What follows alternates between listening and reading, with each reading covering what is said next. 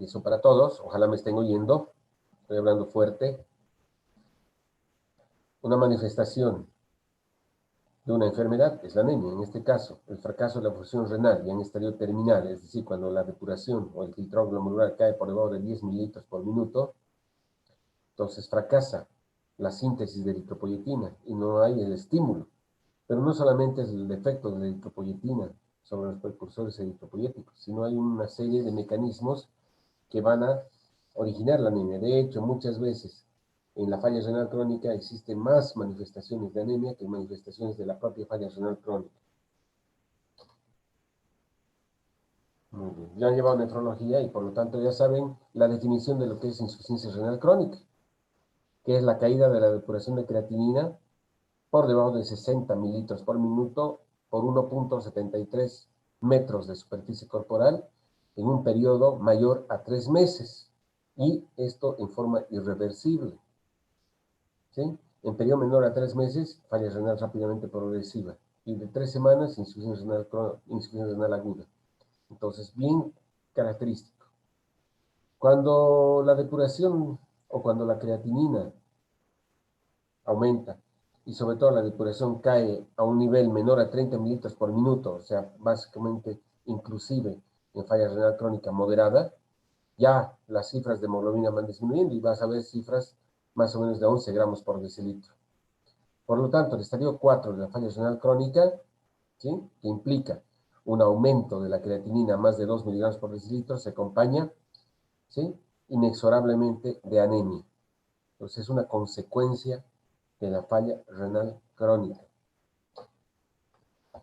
Miren, la anemia comienza cuando la depuración inclusive cae por debajo de 60 mililitros por minuto. Esa es la prevalencia de anemia, ¿sí?, en mujeres y en varones mayores a 50 años, ¿sí?, de acuerdo a cómo cae la tasa de filtrado glomerular.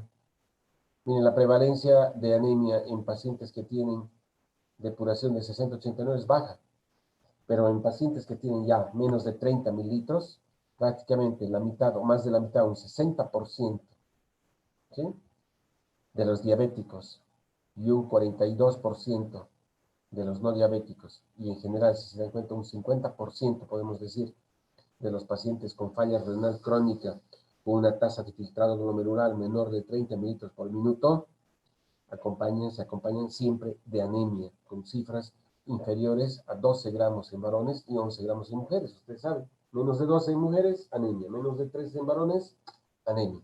Entonces este cuadro ejemplifica cómo, ¿sí?, la caída de la filtrado glomerular se acompaña de anemia.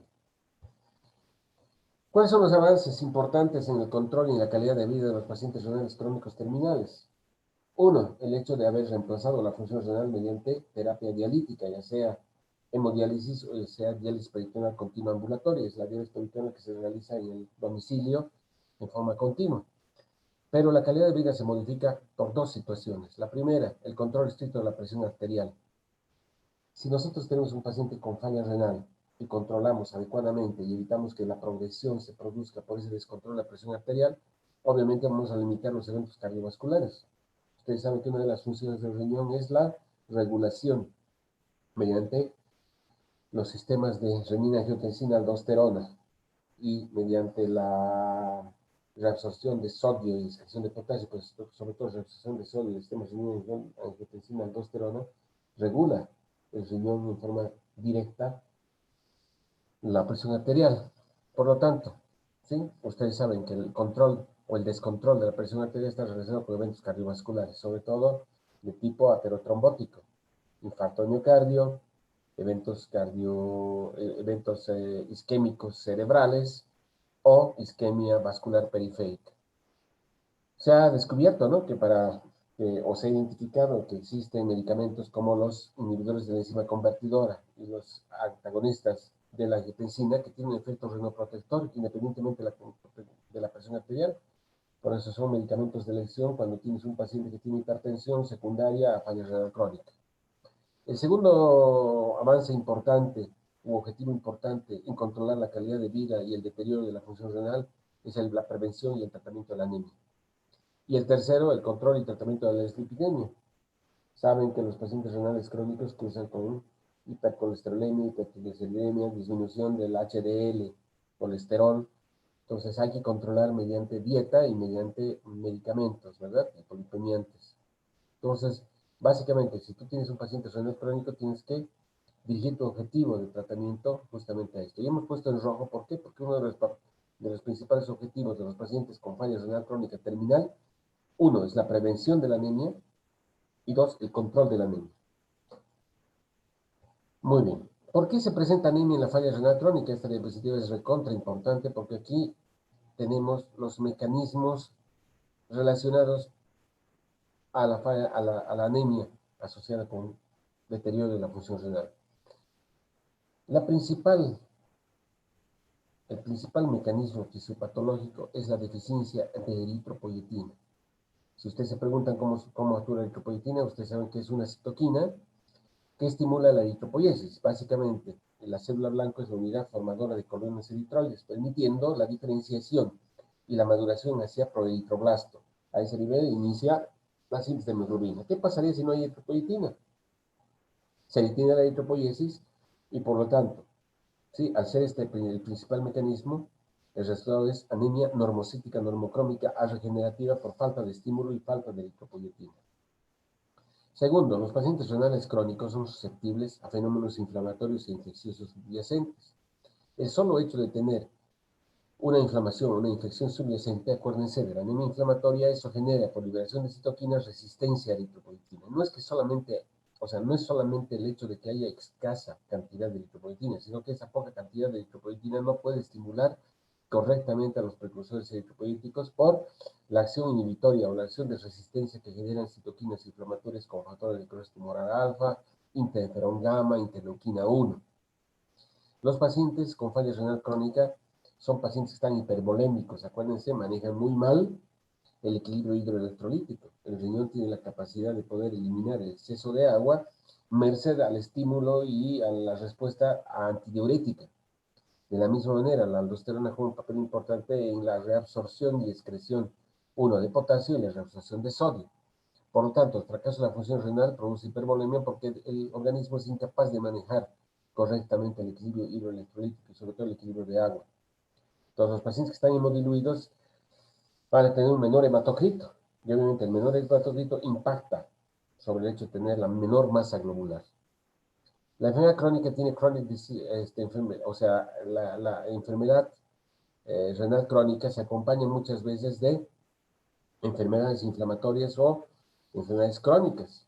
Un claro ejemplo, el hecho de que tengas diabetes descontrolada genera inmunosupresión y genera infecciones intercurrentes. El hecho de que tengas una pielonefritis crónica con generación o con desarrollo de insuficiencia renal crónica hace que ese fenómeno inflamatorio genere resistencia a la eritropoyetina y genere el mecanismo de anemia asociada a la enfermedad crónica que hemos llevado antes de ayer. Los pacientes que tienen artritis reumatoidea, los pacientes que tienen colagenopatías como lupus eritematoso, como enfermedad de base que progresa en insuficiencia renal crónica, generan un fenómeno inflamatorio asociado. Los pacientes que tienen, por ejemplo, un mieloma múltiple, que desarrollan un riñón de mieloma por depósito de amiloide túbulo intersticial, también generan eso. Espero que me estén entendiendo, porque ustedes ya son expertos y van a dar en poco tiempo más el segundo parcial de medicina interna y han llevado ya todo lo que es eh, renal, ¿verdad? Muy bien. Por otra parte, el aumento de azuados, sobre todo de urea, ácido guanidil succínico, disminuye la vida media del glóbulo rojo. En lugar de vivir 120 días, el glóbulo rojo tiene la mitad de vida media. Y obviamente, el hecho de que tengas poca eritropoyetina, resistencia a eritropoyetina, hemodilución, enfermedad crónica, fenómeno inflamatorio por citoquinas, más disminución de la vida media, genera, obviamente, menor masa globular. Existe mucha asociación entre insuficiencia renal crónica y la pérdida de hierro. La uremia, la hiperazoemia, va a generar una disfunción a nivel endotelial y a nivel plaquetario, de manera que existe una interferencia entre el fenómeno o el mecanismo de adhesión plaquetaria, y eso genera una diátesis hemorrágica. Los pacientes con uremia fácilmente van a tener sangrado gastrointestinal con una gastritis erosiva, y eso va a generar, obviamente, pérdida de hierro. Y la pérdida de hierro, juntamente con falla renal crónica, genera lo que se llama coexistencia de una anemia dimorfa. Por eso, los pacientes que tienen anemia y falla renal crónica necesariamente deben ser investigados sobre la deficiencia de hierro. Y ustedes saben, la única manera de investigar deficiencia de hierro es pedir o medir las cifras de ferritina sérica. Los pacientes renales crónicos per se tienen anorexia, ¿verdad? Y caquexia. Y segundo, se les limita la ingesta de proteínas. Y la principal fuente de proteínas son los alimentos de origen animal. Y ustedes saben que los alimentos de origen animal, como las carnes rojas, son la principal fuente de hierro M. Entonces existe una ingesta inadecuada de hierro debido a dieta y debido a hiporexia por el hecho de tener hiperasueño. Por lo tanto, hay desnutrición, y la desnutrición implica no solamente disminución en el aporte de hierro, sino disminución en el aporte de ácido fólico, vitamina B12, vitamina B6, que son sustancias que directamente están relacionadas con la eritropoyesis. Y por último, se ha descrito una anemia asociada o la anemia asociada a la ingesta crónica de inhibidores de enzima convertidora. Los mecanismos por los cuales se produce la anemia relacionada con inhibidores de enzima convertidora son el consumo aumentado de poietina alfa, o sea, la administración de eritropoyetina consume o hace que se produzca una anemia relacionada a enalapril, a captopril y sinopril. Estos inhibidores de enzima convertidora se han visto que podrían disminuir inclusive la liberación de eritropoyetina y produce una inhibición de proteínas hematopoyéticas. Entonces, en conclusión, chicos, miren, todos estos fenómenos fisiopatológicos y no solamente la deficiencia de eritropoyetina están relacionadas con anemia. Finalmente, ustedes saben que la falla renal crónica terminal está relacionada con un trastorno en el metabolismo del calcio y fósforo y se produce una hipocalcemia. La hipocalcemia genera hiperparatiroidismo secundario. El hiperparatiroidismo secundario va a generar osteoporosis, es decir, enfermedad metabólica ósea con salida de calcio de la matriz ósea a la circulación para regular los niveles de calcio sérico.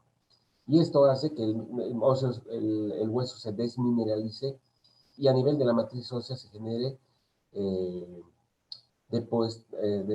se genere depósito de fibras de colágeno generando fibrosis, y eso va a disminuir el área o va a tener una limitación en lo que se llama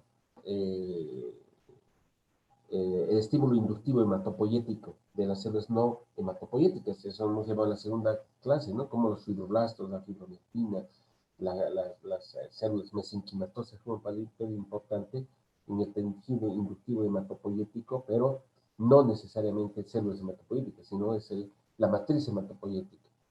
Entonces, todos esos mecanismos, ojalá me puedan haber entendido, son los que están relacionados con anemia asociada a insuficiencia renal crónica. Obviamente, el principal defecto es la deficiencia de eritropoyetina. ¿Cómo actúa la eritropoyetina? Está bien claro, ¿no? ¿Dónde se produce la eritropoyetina? Se produce en las células peritubulares del intersticio renal. Y sabemos que la caída de la tensión arterial de oxígeno genera estímulo a nivel de esas células para la liberación de eritropoyetina. El órgano blanco es la médula ósea, pues sobre todo los precursores eritropoyéticos, las unidades formadoras de colonias eritroides. ¿Qué hace la eritropoyetina? La eritropoyetina induce proliferación y maduración de unidades formadoras de colonias eritroides que pasan al siguiente nivel de diferenciación que se llama proeritroblasto, donde se produce la sintemoglobina. Cuando existe caída de eritropoyetina, por lo tanto, hay disminución de la eritropoyesis. Si hay disminución de la eritropoyesis, hay disminución de la masa globular. Caso contrario, cuando cae la presión arterial de oxígeno, por ejemplo, en situaciones de hipoxemia, ya sea hipoxemia, por ejemplo, por una neumopatía, un EPOC, un asma, una bronquiolitis, ¿cómo se llama esto? Bronquiectasias, fibrosis pulmonar, cualquier neumopatía que produzca disminución de la tensión arterial de oxígeno va a estimular el eritropoyetina y esa es una de las causas de eritrocitosis secundaria. Conforme vamos aumentando de altura geográfica, disminuye la presión atmosférica y disminuye obviamente la cantidad de oxígeno que va a penetrar al alveolo. Y eso se refleja por el hecho de que existen mayores niveles de eritropoyetina en los pacientes que viven en ciudades o localidades de altura, tratando de compensar esa disminución de oxígeno, aumentando el aporte de oxígeno a los tejidos en forma de retroalimentación positiva del ETR. Entonces, uno de los mecanismos deleterios. El hecho de tener hipoxemia genera mayor eritropoyetina, mayor masa globular, que no necesariamente va a compensar la pérdida o el aporte de oxígeno, ¿verdad? En falla renal crónica ocurre todo lo contrario. No hay eritropoyetina y olvídense de los glóbulos rojos. Y hay más disminución de masa globular. Aquí está el mecanismo de acción de la eritropoyesis. ¿Sí? Acuérdense, células progenitoras, células precursoras y células maduras. Tenemos la célula totipotencial hematopoyética o stem cell, que luego se diferencia por acción de interleuquinas hacia células comprometidas de linaje, que son células precursoras del linaje eritroide. ¿Cuáles son? La unidad formadora de brotes de colones eritroides y la unidad formadora de colones eritroides, donde la eritropoyetina juega su efecto importante en el proceso de maduración y diferenciación hacia proeritroblastos. Y no solamente la eritropoyetina, sino miren todas estas citoquinas. Una vez que tenemos proeritroblasto, empieza aquí la síntesis de hemoglobina, la incorporación de hierro a nivel de las mitocondrias, porque son células que tienen núcleo, tienen mitocondrias, y se empieza a sintetizar hemoglobina y el proceso de maduración sigue su curso. ¿Sí? Proeritroblastos, eritroblastos basófilos, policromatófilos, ortocromáticos, luego reticulocitos y glóbulos rojos, bien diferenciados. Por lo tanto, si yo les pregunto, ¿dónde actúa la eritropoyetina? ¿Cuál es el mecanismo de acción de la eritropoyetina sintetizada en el riñón? La eritropoyetina pasa a la circulación y tiene su órgano blanco, la médula ósea, sobre las células progenitoras eritropoyéticas, unidades formadoras de colones eritroides y unidades formadoras de colones eritroides, generando diferenciación, proliferación hacia las siguientes fases eritropoyéticas. Un poco vamos a hablar de eritropoyetina. Ya se ha descubierto el gen que codifica eritropoyetina está en cromosoma 7. Miren, en 1985, ya prácticamente tiene más de 35 años que ha sido descubierta la eritropoyetina y se ha recombinado la eritropoyetina. Antes, los pacientes que eran portadores de falla renal crónica y tenían anemia eran tratados con andrógenos o transfusiones. Las transfusiones generaban alosensibilización y limitaban la posibilidad de trasplante renal ulterior porque generaban alosensibilización y es complicado porque los leucocitos que pasaban juntamente con la paquete globular generaban esa situación. Pero con el descubrimiento de la eritropoyetina y la recombinación de la eritropoyetina ha venido a cambiarse completamente el paradigma de lo que es la prevención y el tratamiento de la anemia asociada a falla renal crónica terminal. ¿Dónde se produce la eritropoyetina? En las células corticales renales cercanas a los túbulos proximales. No se conoce la localización exacta también en otro lugar que es el hígado, porque en el hígado se produce un 10% de eritropoyetina. ¿Sí? Pero la producción es escasa. Por lo tanto, cuando se habla de eritropoyetina, desde el punto de vista fisiológico, es la eritropoyetina renal la que juega un papel importante en el proceso de eritropoyesis. Aquí están, miren, estas son las células tubulares renales y en el intersticio están las células productoras de eritropoyetina.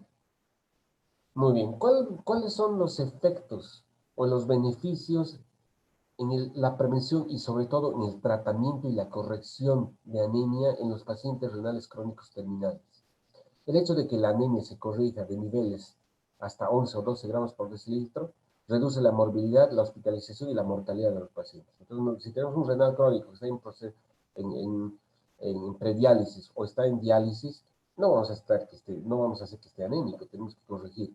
Y eso va a preservar y aumenta la función del ventrículo izquierdo. Una de las principales causas de mortalidad en falla renal crónica son los eventos cardiovasculares, infartos.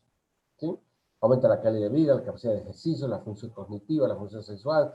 Entonces, mucha de la calidad de vida de los pacientes renales crónicos terminales depende del hecho de que nosotros tratemos la anemia y llevemos las cifras de hemoglobina a niveles por encima de 11 o 12 gramos por decilitro. Y eso se consigue con la administración de eritropoyetina.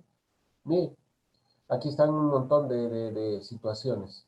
La insuficiencia renal crónica que origina, o sea, está causada por diabetes, amiloidosis, vasculitis, sepsis, enfermedades sistémicas, y la consecuencia va a ser el hecho de que exista una serie de fenómenos, ¿verdad? ¿Sí? Que producen daño sobre un órgano blanco que es el corazón y producen falla cardíaca. Obviamente, la hipoxemia tiene un efecto importante sobre la capacidad funcional de los tejidos. Entonces, tienes anemia, tienes hipoxemia, tienes acidosis metabólica, tienes hiperazoemia, y todo va a condicionar una disfunción orgánica con mayor mortalidad, mayor complicación en estos pacientes. ¿Cuál es la forma de tratamiento? primero, prevención, si es que estás teniendo disminución de eritropoyetina, y tratamiento de la anemia. ¿Se transfunde? No, chicos. Si se han dado cuenta hasta el momento, todas las anemias que hemos visto, las pocas anemias que hemos visto, ninguna hemos dicho el tratamiento es la transfusión sanguínea. En falla renal crónica el tratamiento y el objetivo está a superar nuevamente las cifras de 11 gramos por decilitro, merced a la administración de agentes eritropoyéticos. Y eso se llama agentes eritropoyéticos exógenos. ¿Cuáles son los agentes eritropoyéticos exógenos? La epoetina alfa, que es la eritropoyetina que conocemos nosotros, que es recombinante humana, la epoetina beta, la epoetina delta, la epoetina omega, la darbepoetina alfa es un agente eritropoyético nuevo, con una vida media mucho más prolongada, ¿sí? Y hemos visto que la darbepoetina y la epoetina beta y todas las demás formulaciones diferentes de la epoetina alfa tienen efectos idénticos a la eritropoyetina endógena, de neuro y cardioprotección, merced al aumento de la capacidad de producción de eritrocitos. ¿Cómo se hace el tratamiento? Se inicia eritropoyetina cuando en dos determinaciones, con un periodo de 15 días de intervalo, las cifras de hemoglobina están por debajo de 11 gramos por decilitro. Si yo tengo un paciente con falla renal crónica, con 4 de creatinina, en prediálisis y ha empezado a anemizarse, no voy a esperar de que las cifras de hemoglobina bajen por debajo de 11. Si hacemos dos determinaciones en un periodo de 15 días, este paciente que tiene anemia asociada a falla renal crónica necesita iniciar tratamiento. Entonces, se indica eritropoyetina cuando se trató la carencia también de hierro. Siempre que tengamos un paciente con anemia e insuficiencia renal crónica, tenemos que buscar la posibilidad de anemia inflamatoria, resistencia a eritropoyetina y sobre todo deficiencia de hierro. Entonces, ¿qué pedimos en todo paciente con falla renal crónica antes de empezar eritropoyetina? Niveles de ferritina. Si la ferritina está baja, obviamente lo primero que tenemos que hacer es corregir. Y se acuerdan, no se corrige por vía oral. Cuando tú necesitas administrar agentes eritropoyéticos, lo que se hace es administrar hierro en forma de hierro endovenoso, ya sea hierro sacarato o ya sea hierro carboximaltosado. Y obviamente la presión debe estar controlada, porque uno de los efectos secundarios de la administración de eritropoyetina es el descontrol de la tensión arterial. El objetivo es la corrección de la anemia, ¿verdad? Independientemente del estadio de la falla renal crónica, porque puedes tener un estadio leve o moderado y a tener cifras de hemoglobina bajas. Y obviamente esto va a retrasar el hecho de que el paciente progrese a una fase de diálisis, de tratamiento sustitutivo. ¿Sí?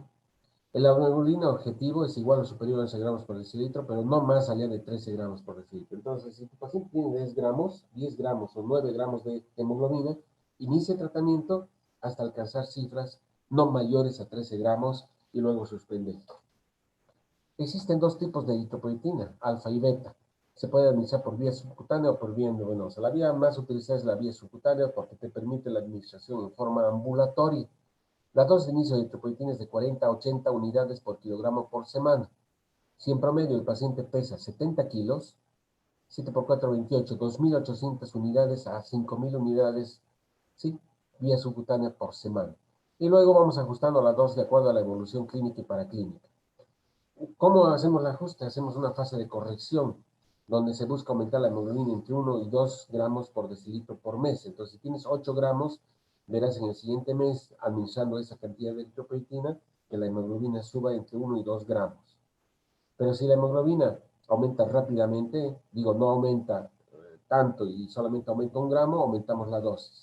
Si el aumento es más de 2 gramos por mes, se disminuye la dosis de un 25 a 50%. O sea, obviamente, tenemos que ir monitorizando las cifras de hemoglobina y las cantidades de eritropoyetina que se administren. Si alcanzamos unas cifras de 13 gramos por decilitro, suspendemos transitoriamente. Una vez que hemos corregido la dosis y el paciente recibe, por decirles, 4.000 unidades de eritropoyetina por semana, entramos en una fase de mantenimiento, con controles mensuales o cada 2 meses de las cifras de hemoglobina, o sea, un hemograma cada 2 meses.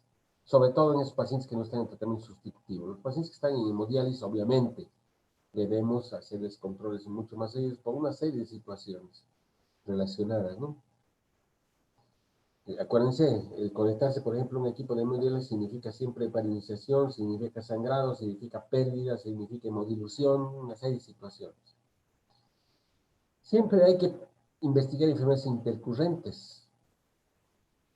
los pacientes renales crónicos fácilmente se infectan. Son pacientes que van a hacer sepsis. Los pacientes sometidos a diálisis peritoneal continua intermitente pueden sufrir peritonitis. Y obviamente eso genera un fenómeno infeccioso inflamatorio que o produce resistencia a la eritropoyetina y es muy difícil poder alcanzar cifras normales de hemoglobina administrando cifras o dosis altas de eritropoyetina. De acuerdo a los resultados iniciales, ¿qué se hace? ¿Cuál es las guías o los elementos que se deben seguir en un paciente que está recibiendo eritropoyetina y que tiene anemia asociada a insuficiencia renal crónica? Pesquisa sangrado intestinal, siempre. Sangre oculta en heces normativa en todo paciente renal crónico que tiene anemia. Valoración ginecológica, sobre todo en mujeres en edad fértil, si bien se produce en algunos pacientes amenorrea asociada a falla renal, todavía algunos pueden tener menstruaciones anormales. Búsqueda de patologías hematológicas. Una de las causas silenciosas de insuficiencia renal crónica es el mieloma múltiple.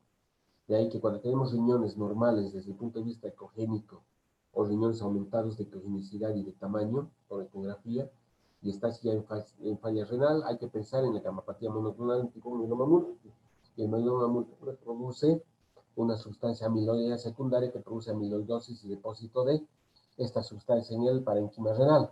Aparte, el mieloma múltiple se caracteriza por descalcificación ósea y produce hipercalcemia maligna. Y la hipercalcemia produce un depósito de estos cristales a nivel del intersticio renal, produciendo nefropatía tubulointersticial por depósito de calcio. Obviamente, la mejor manera de saber si tienes intercurrente un fenómeno inflamatorio es medir los niveles de proteína C reactiva. Luego, ver cómo está la diálisis. Aquí se medía de dos. En realidad, medir la capacidad o ver si tienes que dializar a tu paciente 2 o 3 sesiones o ver cómo está llevando el programa de diálisis continua ambulatorio. Determinación de hormona paratiroidea. Les he explicado que la falla renal crónica cursa con hipocalcemia. ¿Por qué con hipocalcemia? Acuérdense, el riñón sintetiza 1,25 dihidroxicolecalciferol, que es la vitamina D3. Y la vitamina D3 aumenta la absorción intestinal de calcio, ¿sí? Que es importante. Entonces, si no tienes 1,25 dihidroxicolecalciferol, vitamina D3, vas a tener menor absorción de calcio y eso va a generar el hecho de que haya una hipocalcemia a nivel de la circulación, generando que se produzca hiperparatiroidismo secundario. El hiperparatiroidismo secundario, si bien trata de compensar los niveles séricos de calcio, va a producir hiperparatiroidismo secundario con enfermedad metabólica ósea, con fracturas, con osteoporosis. Hay marcadores de hemólisis en algunos casos, anemias hemolíticas asociadas a falla renal. En esos casos, ya mañana en estos días vamos a hablar cuáles son los marcadores de hemólisis. Los que han llevado práctica conmigo saben que el síndrome hemolítico se caracteriza por anemia normocítica normocrómica, aumento de bilirrubina, reticulocitos aumentados, aptoglobina disminuida, deshidrogenasa láctica disminuida, y si es un fenómeno inmunológico, prueba de Coombs. La prueba de Coombs, me adelanto, chicos, es la determinación de anticuerpos pegados a la membrana del glóbulo rojo. Determinados niveles de vitamina B12 y ácido fólico, porque estos pacientes, sobre todo los renales crónicos terminales en hemodiálisis, tienen requerimientos aumentados de ácido fólico. Una de las complicaciones es la hiperfosfatemia, y para evitar la hiperfosfatemia hay quelantes de fósforo a base de sales de aluminio. Y las sales de aluminio en sangre, ¿sí?, generan menor absorción inclusive de hierro, lo que origina anemia. Podemos hacer electroforesis de hemoglobina, vamos a ver si hay hipotiroidismo y si intercurrentemente hay neoplasias asociadas a la falla renal crónica. En urémicos, la absorción digestiva de hierro es insuficiente y obviamente en hemodiálisis existe pérdidas, hemos llevado eso. Por lo tanto, el aporte de hierro tiene como objetivo alcanzar y mantener también hemoglobina de 11. En todo paciente que está ya en fase de diálisis, debe haber una reposición de hierro. Entonces, si tenemos nosotros deficiencia de hierro asociada a falla renal crónica como base también fisiopatológica de la anemia, debe administrarse hierro. Y el hierro nunca se da por vía oral. Primero, ¿por qué? Porque la absorción está disminuida. Por más hierro que le demos, el enterocito no va a soltar la ferritina que se absorbe. el hierro que se absorbe y obviamente la ferritina que está almacenada dentro del enterocito. Por lo tanto, debemos estar volviendo venosa, que es la óptima. Entonces, tenemos hierro sacarato y hierro carboximaltosado, ¿se acuerdan? Los niveles recomendados se alcanzan una cifra de ferritina entre 200 y 500 microgramos por litro y una saturación transferrina óptima. Cada 3 meses se debe hacer niveles de ferritina y obviamente ver cómo está la sustitución. Vamos a disminuir o vamos a suspender el aporte de hierro porque puede haber sobrecarga también de hierro cuando los niveles de ferritina superan los 500 microgramos por litro. ¿Sí? La vía oral no se recomienda y la vía endovenosa es la más indicada. Vía intramuscular, ya se hemos dicho, es totalmente desechada y no se debe anunciar, es una mala práctica. Hemos dicho para vía endovenosa hierro listral, hierro sacarato y últimamente hierro carboximaltosado. Un aspecto que hace que no puedas corregir la anemia en los renales crónicos terminales, y eso va para nuestros residentes, cuando veamos pacientes renales crónicos terminales en fase prediálisis o en diálisis, no podamos alcanzar las cifras de normalización de hemoglobina a pesar de darle dosis altas de eritropoyetina, tenemos que pensar en el fenómeno de resistencia a eritropoyetina, que se define cuando no se alcanza la hemoglobina objetivo con 300 microgramos, o digo, sí, 300 unidades por kilogramo por semana de eritropoyetina, dosis altísimas, ¿sí? Y no alcanzas, o más de 1.5 microgramos por kilogramo por semana de darbepoetina alfa, que es la otra eritropoyetina. Entonces, ¿qué es lo que haces en estos casos? Primero, estudiar las causas más frecuentes de resistencia a eritropoyetina. ¿Cuáles son? La coexistencia de deficiencia de hierro, o enfermedades infecciosas o inflamatorias coexistentes, como menciona aquí. Otras causas que hay que investigar que generan resistencia a la eritropoyetina: pérdida de sangre, malnutrición, dieta inadecuada, hiperparatiroidismo, déficit de vitaminas, mieloma, mielofibrosis, hemorroides, lo que hemos hablado hace un momento. Siempre debemos hacer ese tipo de situación. La eritropoyetina recombinante humana no está libre, chicos, de efectos secundarios. Puede originar hipertensión arterial, ¿sí? Por eso un correcto control de la presión arterial es importante. Puede generar convulsiones, puede incrementar fenómeno trombótico y, paradójicamente, como es una proteína, puede generar anticuerpos antieritropoyetina, lo que origina lo que se llama eritroblastopenia, es decir, una aplasia pura de serie roja. O sea, por más eritropoyetina que estés dando, no estás estimulando y más bien los precursores eritropoyéticos desaparecen. ¿Sí? Un descenso brusco e importante de la hemoglobina con la administración de eritropoyetina. Los plaquetes y los leucocitos están normales, pero los reticulocitos disminuyen, y cuando hacemos un aspirado medular vamos a ver que la celularidad está normal, pero hay desaparición de eritroblastos. Y se debe determinar la presencia de anticuerpos antieritropoyetina en el suelo del paciente. ¿Cuál es el tratamiento cuando hay eritroblastopenia? Suspender eritropoyetina y en algunos casos dar algunos inmunosupresores que son autoanticuerpos contra la eritropoyetina. ¿Sí? Miren, esta es la respuesta que tenemos, ¿sí?, a la administración de eritropoyetina versus placebo en pacientes que tienen falla renal crónica y que están en situación crítica. ¿Sí? El cambio de reticulocitos rápidamente se observa. Y miren cómo el hematocrito final aumenta. Y eso es importante. Bueno, existen otras formas de administrar eritropoyetina, porque a veces la eritropoyetina tiene que administrarse 2 o 3 veces a la semana. Entonces, se quiere aumentar la potencia de los agentes eritropoyéticos y se quiere aumentar la vida media. Entonces, con la glicosilación de eritropoyetina se consigue lo que se llama darbepoetina. Luego existen dímeros o trímeros de eritropoyetina, la eritropoyetina pegilada, que se conoce con el nombre de cera, así se llama, eritropoyetina cera, epomiméticos como la hematida y estabilizadores de eritropoyetina. Son nuevos agentes estimuladores de eritropoyetina que se utilizan. La FDA ha aprobado indicaciones de 2 nuevos agentes eritropoyéticos para que conozcan el ProKid y el ARNEST, es decir, la epoetin alfa y la derivatin alfa. Epoetin alfa, ¿sí?, se ha indicado y se ha aprobado para el tratamiento de la anemia asociada a insuficiencia renal crónica. Entonces, no solamente utilizamos la eritropoyetina recombinante humana, sino existe esta eritropoyetina epoetin alfa, que tiene mayor potencia y mayor vida media. También en el tratamiento de los pacientes con anemia relacionada al tratamiento con sidobudina, con STT, infectados por HIV. nosotros podemos utilizar también la anemia asociada a cáncer en pacientes que están recibiendo quimioterapia. Y obviamente el hecho de utilizar epoetina alfa va a disminuir, ¿sí?, la necesidad de transfusión de sangre en pacientes que van a ser candidatos a cirugía. Sobre todo esto en pacientes que no quieren transfundirse, y los pacientes estos testigos de Jehová, podemos utilizarles esquemas de epoetina alfa.